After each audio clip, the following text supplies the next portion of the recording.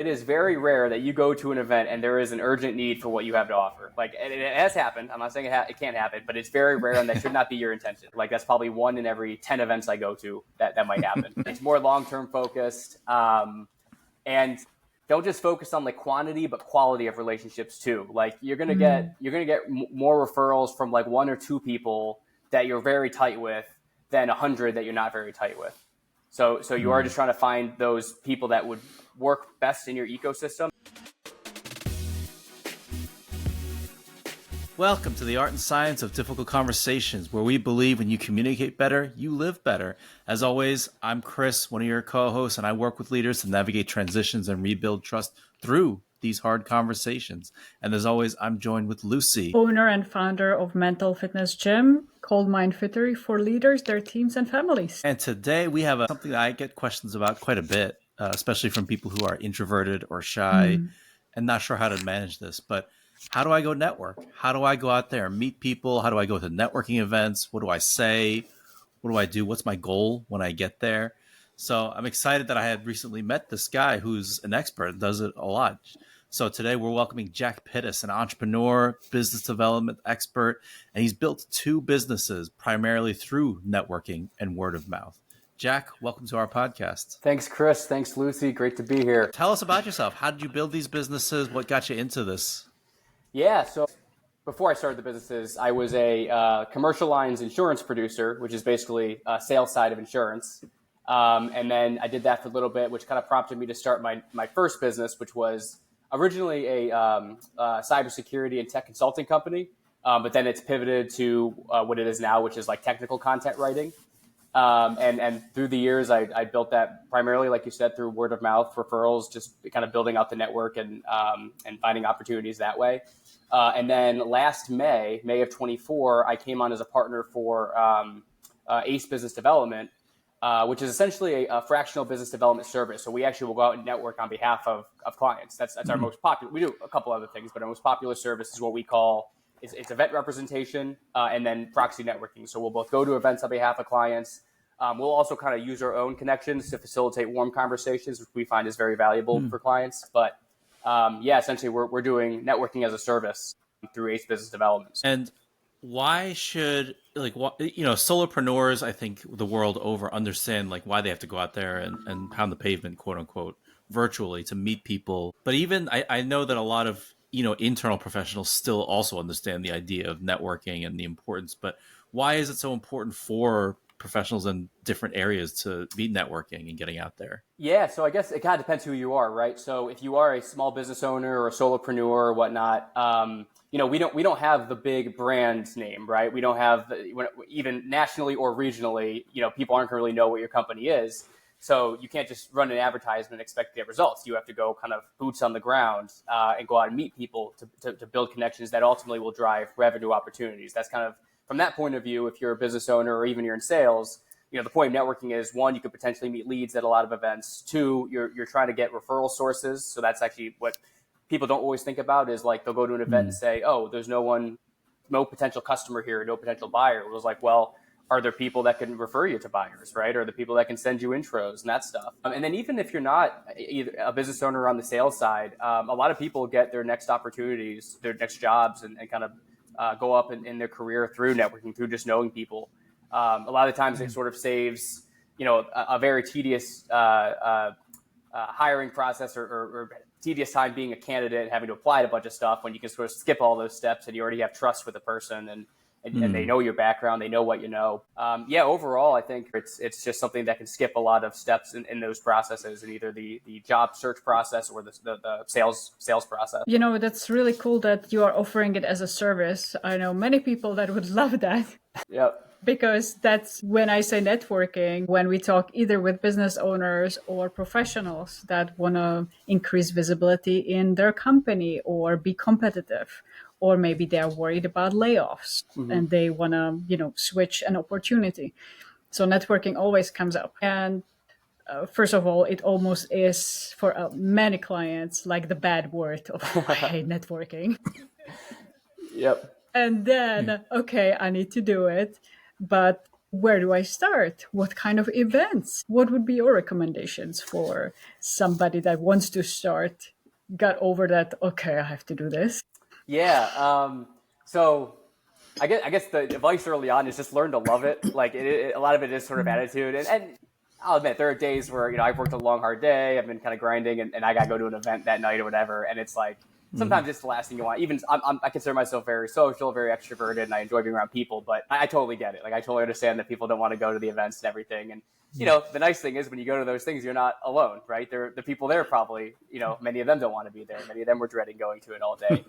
I would say where you start, it sort of depends. I think as a starting point, you could always look to your like local chamber of commerce. There's a bunch of those pretty much in every town, county, et cetera, that are putting on different events. There's always like economic development centers throughout different towns and counties. They're always hosting events. And then lead share groups are another kind of good one. They're usually built where like different people have like a sole like exclusive seat to a certain like industry or profession. And the whole idea there is you basically share referrals constantly, but you're sort of more ingrained with like a specific group of people. So those are always good too. I would say also though, like that's kind of just a good starting point. If you have a very specific buyer, you definitely want to go target the vertical specific ones. And I'll give a couple examples. So like a lot of our clients are government contractors. We do a lot of stuff for them. We do a lot of like capture management strategy stuff for them. But then part of it too is business development where we'll actually go to events to meet people. Now in their case, they're trying to meet government agency reps and potential teaming partners. So other government contractors. But there's a ton of events specifically geared just for them. Like it wouldn't make sense for us to go to like a generic Chamber of Commerce event for them because we're trying to get in front of either other GovCons or government personnel. Another example I'll give, when I was working in the insurance industry, we had these specific programs just for like accountants and like bookkeepers and tax professionals and that stuff. So we were sponsors for this group in Maryland that was a professional association specifically for accountants and tax professionals. So I had gone to a ton of events just for that. And that let me get directly in front of our buyers, right? Because there was owners of these accounting shops there. So that's like another example of like the sort of vertical specific ones. You want to sort of find out who you're selling to and where they will be. And then that can kind of dictate where you go. The other thing I would consider too is sometimes events are more built for, not necessarily built for, but you'll get more attendance from like other business development people as opposed to like decision makers. So what you'll find is like, what we've kind of found with ACE is that like the more expensive the event, the more likely you're going to get in front of decision makers.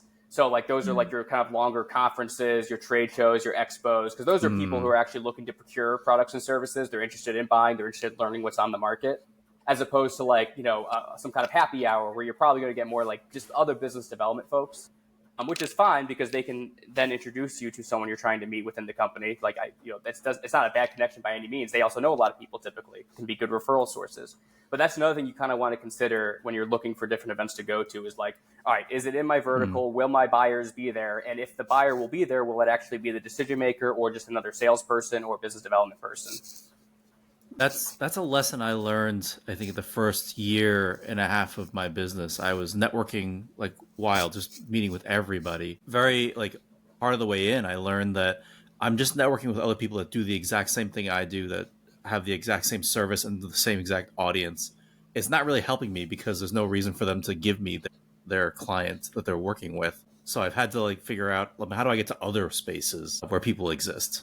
Yeah, and that's another good point too, because like I mentioned a little bit earlier, but like sometimes you're going to network not necessarily for the direct buyer. Like sometimes the buyer won't be there, but you can meet referral sources. There are people that you will see at events that are like considered serial networkers. Like they just know a ton of people, and they might have nothing to do with what your business offers, but they just know so many people that they're amazing connections to have. And I've been blessed to like find a bunch of those. And I always recommend if you find those people in an event, you get a one-to-one with them like that week. Like meet them as soon as you can because they'll point you in the right direction at least, if nothing else. And so were you always comfortable with networking and going out and meeting people and talking?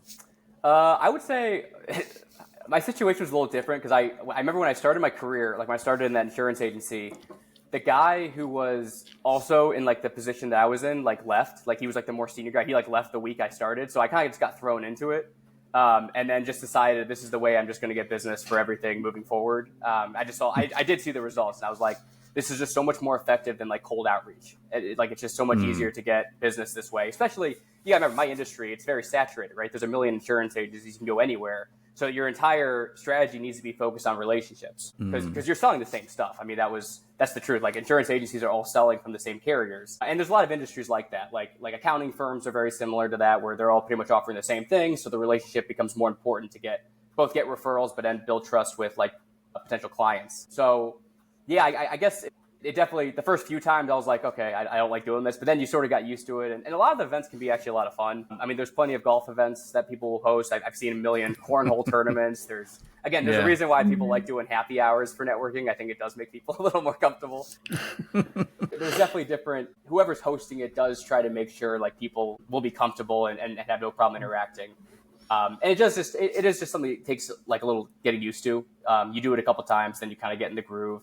And then if you're going to the same types of groups and stuff, you're just going to, those people end up becoming your colleagues. So you already know them and you're not actually going in cold, right? You already have a couple people that you can go and, sit with or talk to early on. And then, you already have kind of a click in there, right? So, definitely just something you got to just kind of do a couple times and then you'll sort of get used to it that way. Yeah. Well, so then let's jump into that. So when you're doing that, when you go into those events, what's in your experience, what's the best way you've found to approach people? You want to treat it like a party. Like I always like say, like treat networking like, and networking is not sales, right? Like that's another thing people sort of get wrong is like they'll try, and I've gone to many events where people are trying to pitch me and it's like, all right, let's slow down a little bit. Like it really is, you got to treat it like a party. The objective of going to an event is simply just meet people. You're just trying to build that initial connection. And I know we'll probably talk about it later about kind of what you do after, but like the goal of that event is just make the initial connection with people. And it's pretty, I mean, it's like what you do at a party. You simply go introduce yourself, say, hey, I'm Jack. I'm from Ace Business Development. What do you do? Or in a lot of cases, like they actually will have name tags. A lot of places, they'll give out name tags with your name and company name, which makes it easier. So you can be like, hey, what does, leadership potential do? So definitely just being more forward about it. And one kind of like, I guess, tip I would give is, we talked about a lot of people don't want to be there. They might be more shy. Sort of take advantage of that. Like they would appreciate if you go and approach them. So like kind of like scope it out and say like, okay, this person's cut by themselves. Let me just go make the first move and go up and do that introduction, shake their hands. Because I know they definitely really appreciate that. And then also like, then you're talking to them. And then as other people walk by, bring them into the conversation, kind of build out the circle slowly. Be like, hey, you look like you're looking for someone to talk to. Come on in, that kind of thing. So yeah, definitely just try to like, even if you're not hosting it necessarily, almost like treat it like you are hosting it. Like you're responsible for making sure that everyone is having a good time and interacting with one another. Oh, I love that tip. And what if nobody's standing by themselves? What if everybody is already either in small groups or pairs or trios?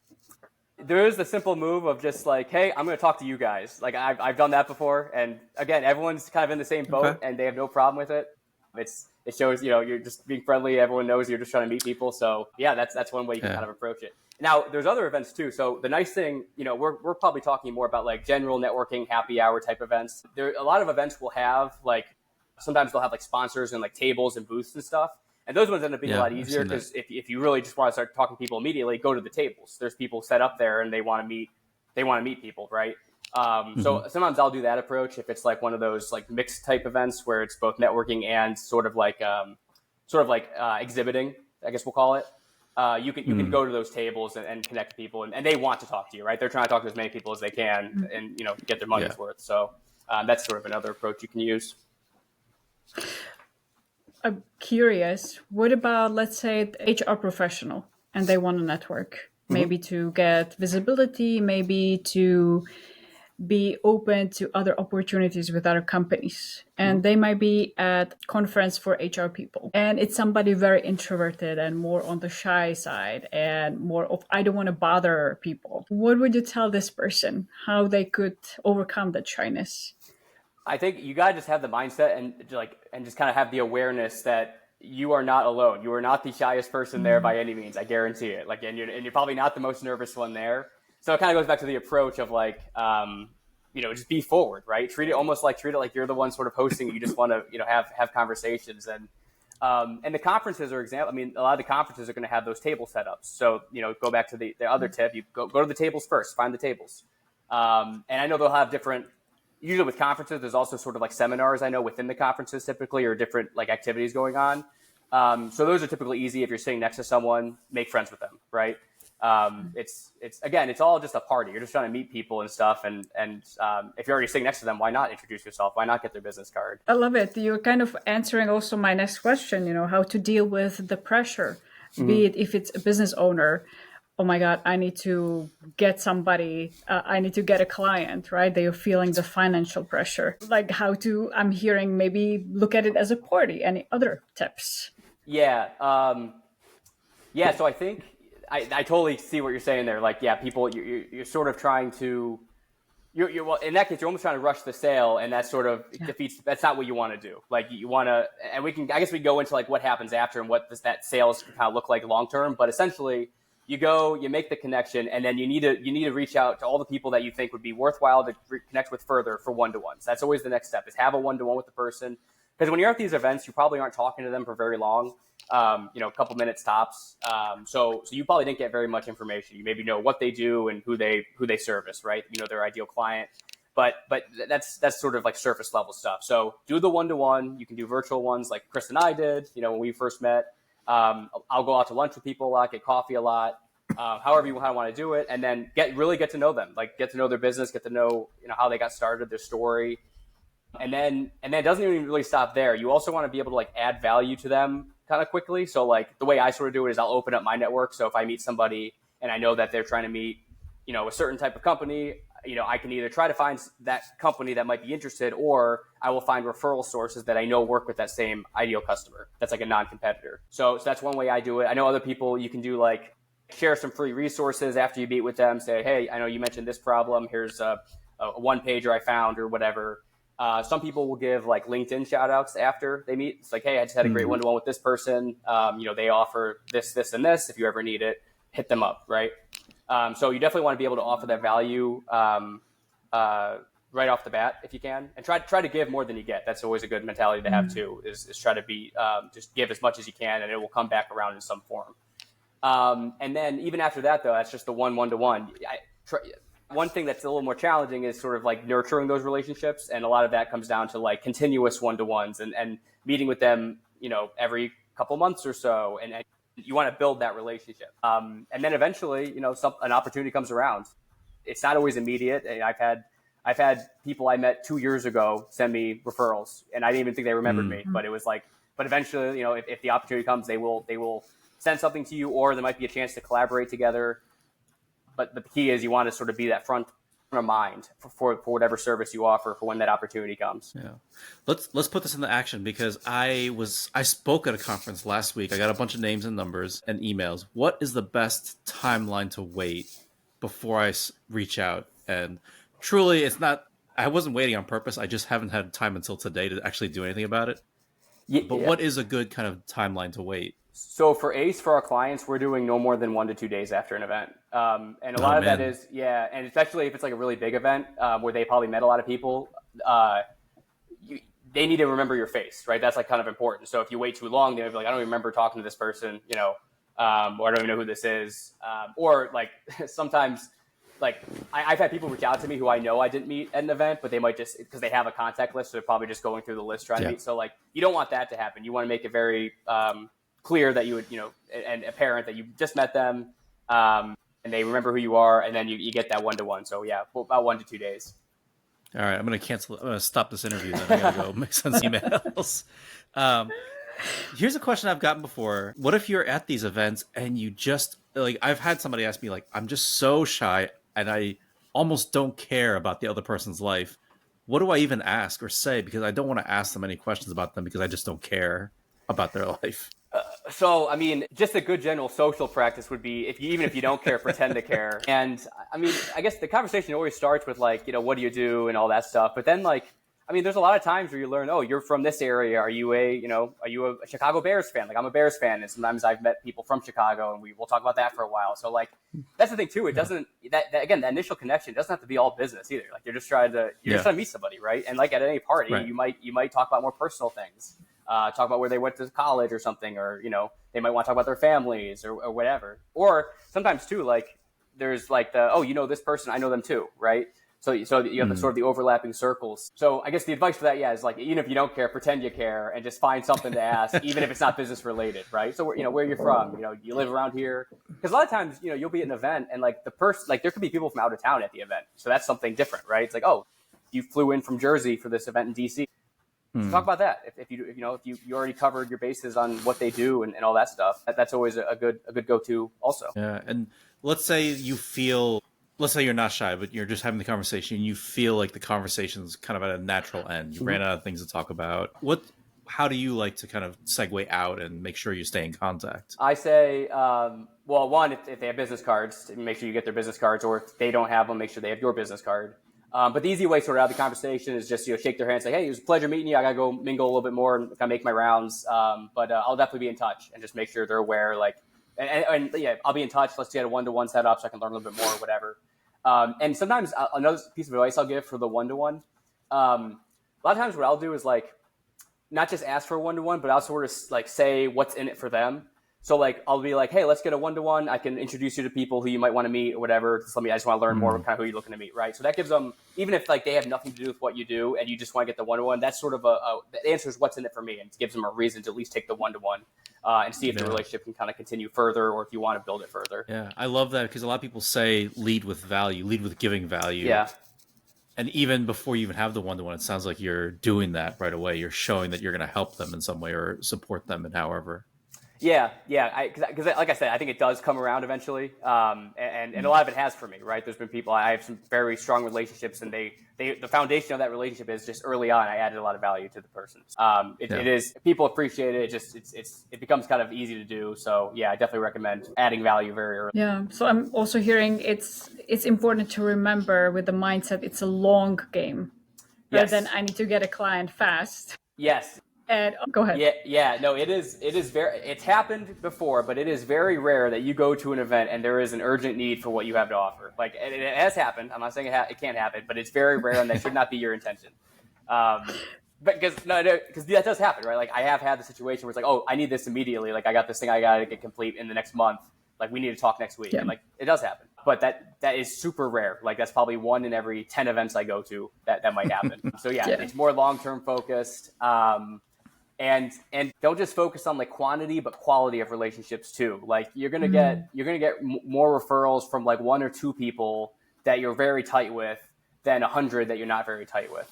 So you are just trying to find those people that would work best in your ecosystem. Maybe they have a complementary service or product or whatever, or they often interact with who you're trying to meet, and you want to just keep that relationship tight. Be constant contact with them, do one-to-ones with them every once in a while. If you're going to an event or you're hosting an event, invite them, send them, materials anytime you can. Just stay top of mind basically, and keep adding value to them.